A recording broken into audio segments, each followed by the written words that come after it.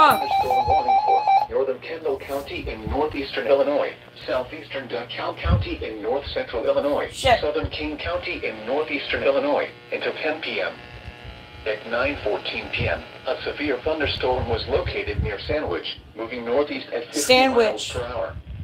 Hazard, 60 miles per hour wind gusts and quarter-size hail. Should go there, to be honest. Source, radar indicated. Impact, hail damage to vehicles is expected. Expect wind damage to roofs, siding, and trees.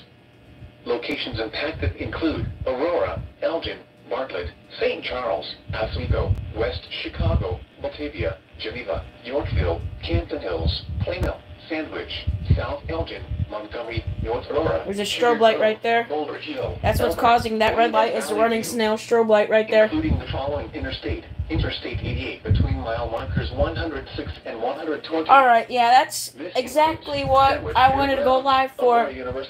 Is this severe thunderstorm warning that was most likely going to be issued. So, and don't worry, we'll still pay attention to lightning, but we got this going on, so. On the lowest floor of a building.